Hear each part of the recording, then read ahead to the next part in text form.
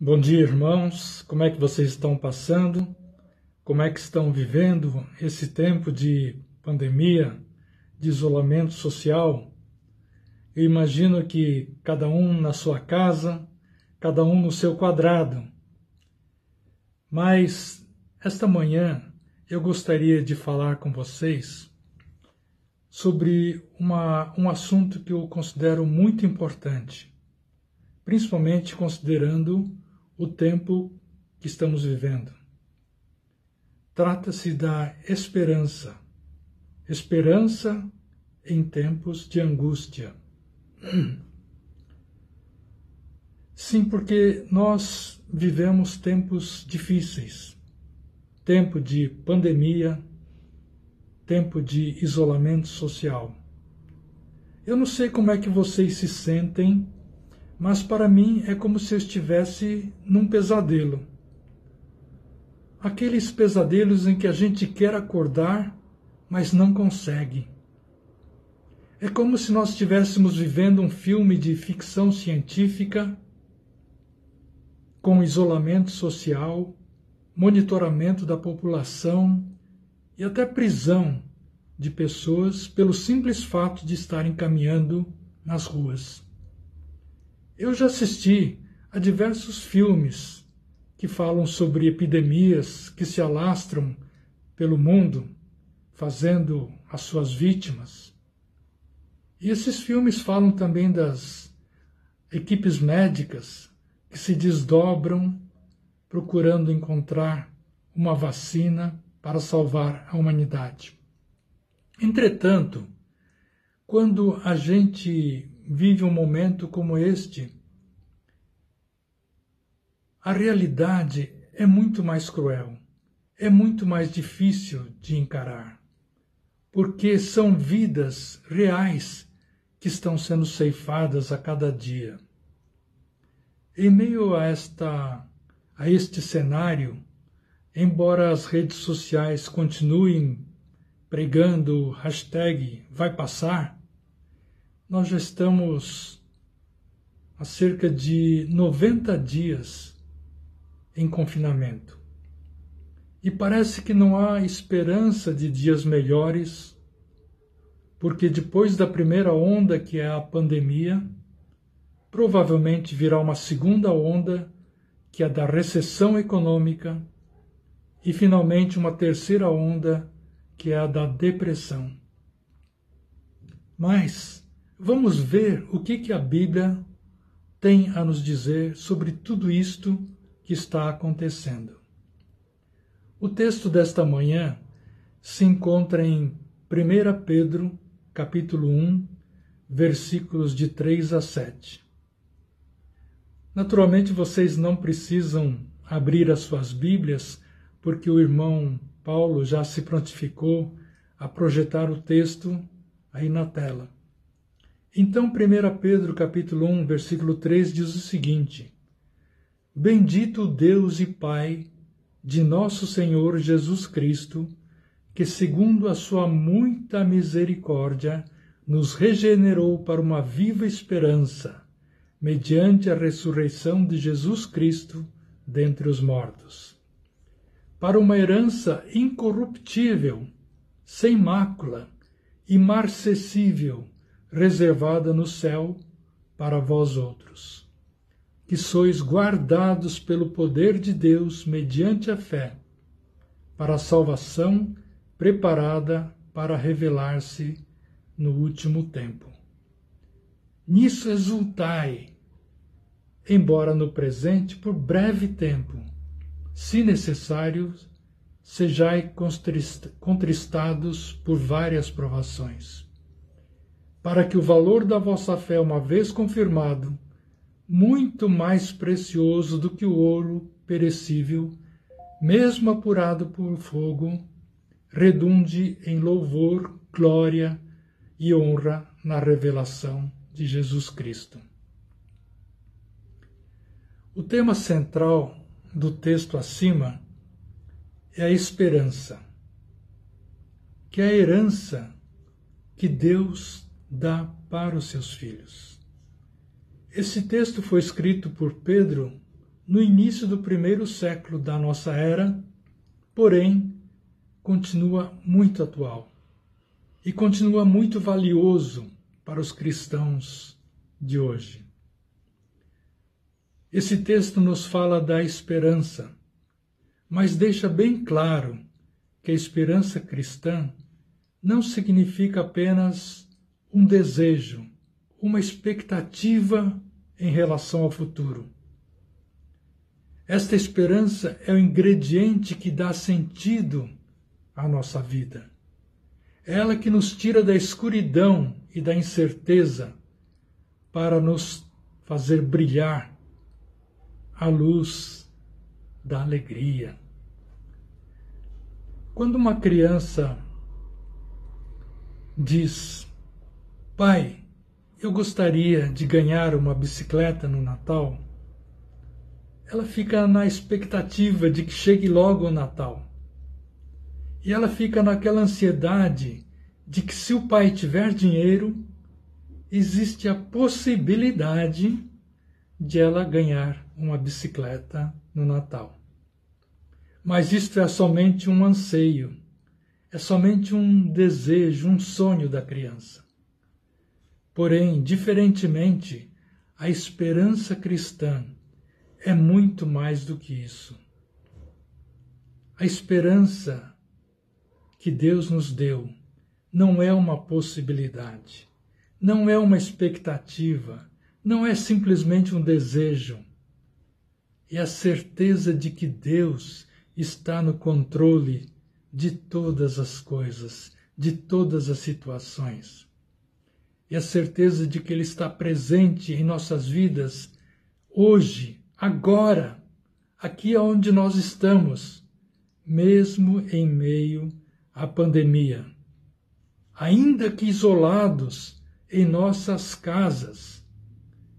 Este fato é que nos traz a paz ao coração, embora tudo pareça escuro à nossa volta.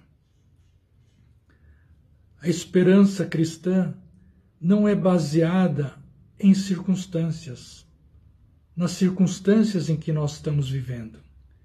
Ela está firmemente alicerçada na fé. E é isso que Pedro afirma no versículo 5.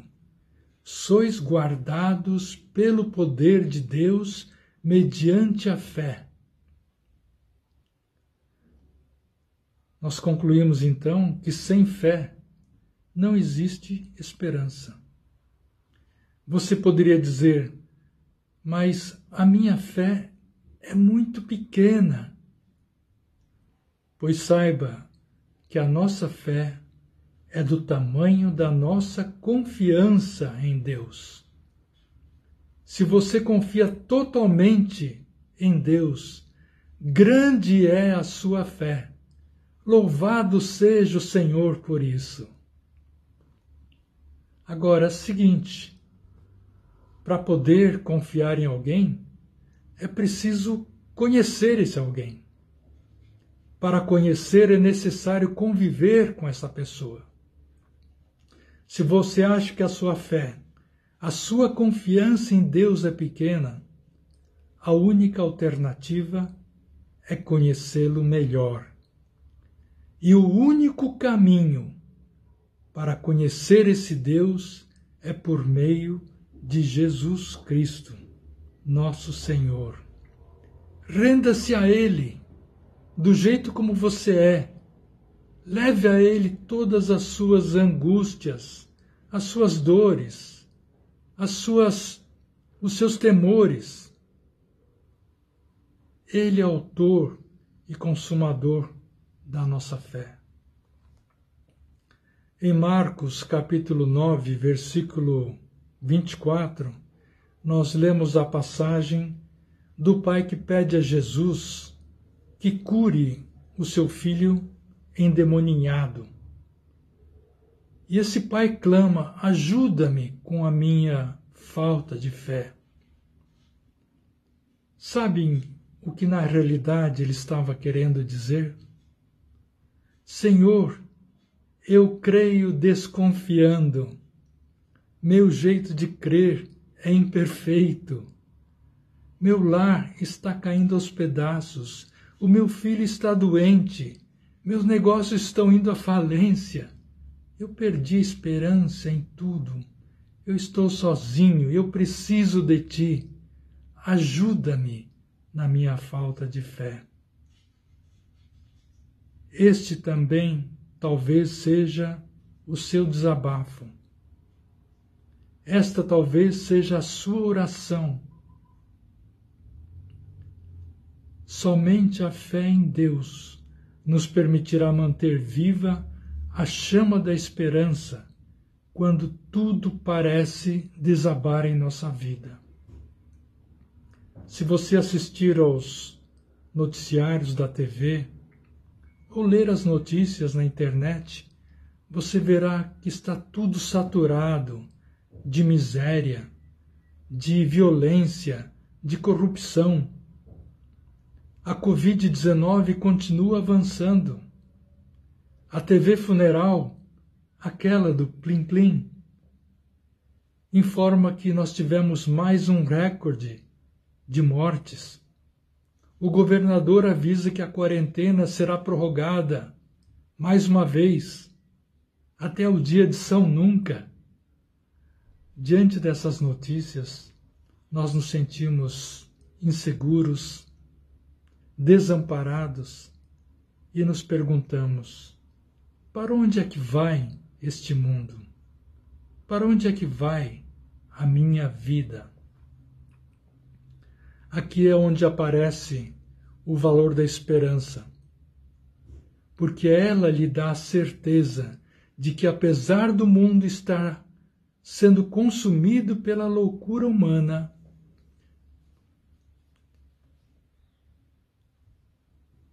você está seguro nos braços de Jesus.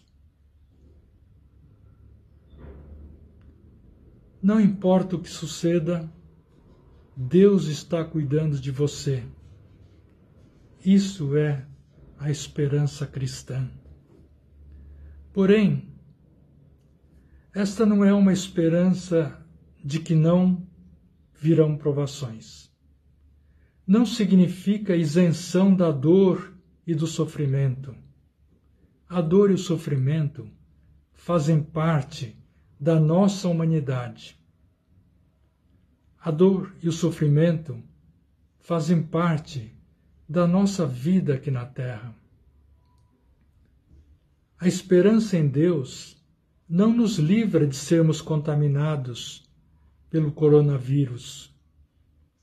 A esperança que herdamos mediante a fé é a certeza de que em nenhuma circunstância da vida, por mais adversa que ela seja, nunca mais estaremos sozinhos. O Senhor nos dará forças e nos sustentará. Salmos 23, versículo 4, é um salmo muito conhecido por todos. E diz o seguinte: ainda que eu ande pelo vale da sombra da morte, não temerei mal algum, porque tu estás comigo. O valor desse versículo está no fato de que ele apresenta uma nova visão da vida. Esses salmos faz-nos ver que nós não enfrentamos este mundo sozinhos. Não dependemos somente das nossas capacidades, das nossas forças. Nós temos um Pai que nos ama, um Pai que nos guarda, que nos alimenta e nos sustenta quando tudo parece desabar.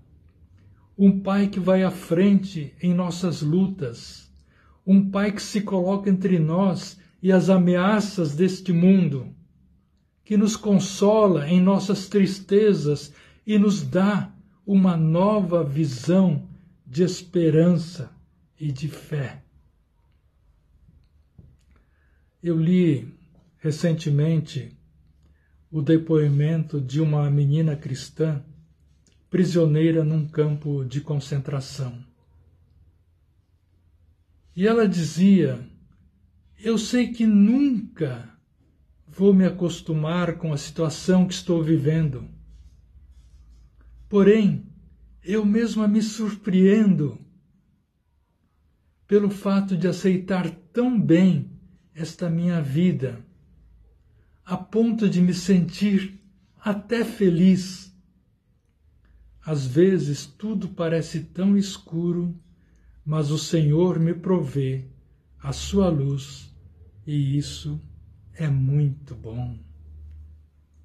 Isso explica também o fato do apóstolo Paulo e seus companheiros estarem cantando, mesmo quando estavam presos, mesmo quando estavam encarcerados numa prisão romana. E qual o motivo dessa felicidade? A resposta é esperança no Senhor.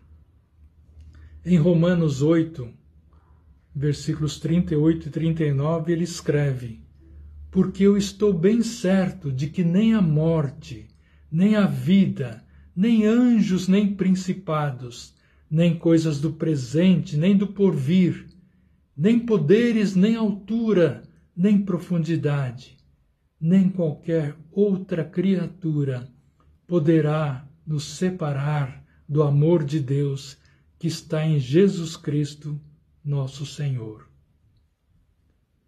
No versículo 7 do texto desta mensagem, o apóstolo Pedro nos revela o motivo da alegria em meio às tribulações. Ele fala: para que o valor da vossa fé, uma vez confirmado, muito mais precioso do que o ouro perecível, mesmo apurado por fogo, redunde em louvor, glória e honra que está na revelação de Jesus Cristo. A esperança é a herança que Deus preparou exclusivamente para os seus filhos.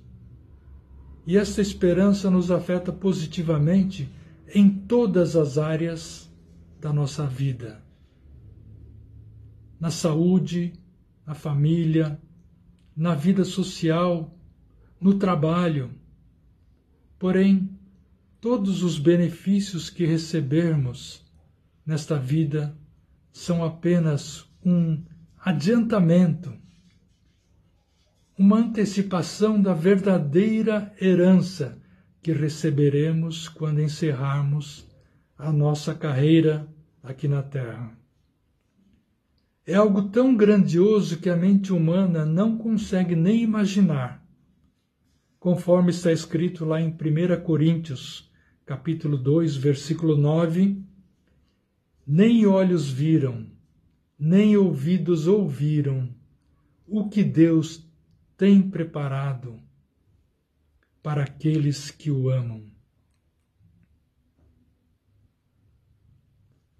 Sempre que possível, uma vez por ano, a minha tia e eu viajamos para algum lugar, qualquer lugar. Mas por mais que este lugar seja maravilhoso, o hotel seja confortável, a comida seja boa, sabem qual é o melhor momento da viagem? É quando nós voltamos para a nossa casa. Assim é a nossa passagem aqui na Terra. Qualquer que tenha sido a nossa jornada aqui neste mundo, nós temos a esperança de que o melhor ainda está por vir, quando voltaremos ao nosso verdadeiro lar, que é a casa que o Senhor nos preparou. Quando avistarmos a terra prometida, a nossa terra prometida, pela fé atravessaremos o Rio Jordão e lá do outro lado estará nos aguardando o nosso bom pastor. Ele nos conhece e nos chama pelo nome. Ele conhece essas ovelhas uma a uma, e as ovelhas reconhecem a sua voz. Um pastor que não hesitou em dar a sua própria vida para nos dar a vida eterna. Um pastor que se alegra em atender cada uma das nossas necessidades, que nos guia e nos protege e que ao fim da nossa jornada nos receberá no lar celestial. Esta esperança, herança de Deus exclusiva para seus filhos, que nos faz olhar para o futuro, sem medo, sem sermos abalados pelas circunstâncias da vida, por piores que elas sejam. Vamos orar. Querido Pai, obrigado pela esperança que nós temos em Jesus. Obrigado, Senhor Deus, pelas alegrias que temos tido ao longo de nossa vida. E obrigado também, Senhor, pelos momentos de tribulação pelos quais temos passado, porque sabemos que é nas provações que a nossa fé é firmada. Sabemos, ó Pai, que inúmeros irmãos estão padecendo devido a esta pandemia. Sabemos, Senhor Deus, que inúmeros irmãos estão sofrendo com essa doença, estão internados. E queremos pedir neste momento, ó Pai, que a Tua cura milagrosa desça sobre cada um deles, Senhor Deus. Que a Tua cura possa ser manifestada no meio desses nossos irmãos. Livra, Senhor Deus, se for da Tua vontade, não somente os nossos irmãos, mas livra este país, Senhor, dessa tribulação. Livra este mundo, Senhor Deus, da tribulação. Nós oramos e nós agradecemos por tudo isto, no nome de Jesus. Amém. Irmãos, eu gostaria de encerrar essa mensagem deixando para vocês um versículo que está lá no livro de Jeremias, capítulo 17, versículo 7. Diz assim: Bendito o homem que confia no Senhor e cuja esperança é o Senhor. Que Deus os abençoe e guarde, e até uma próxima oportunidade.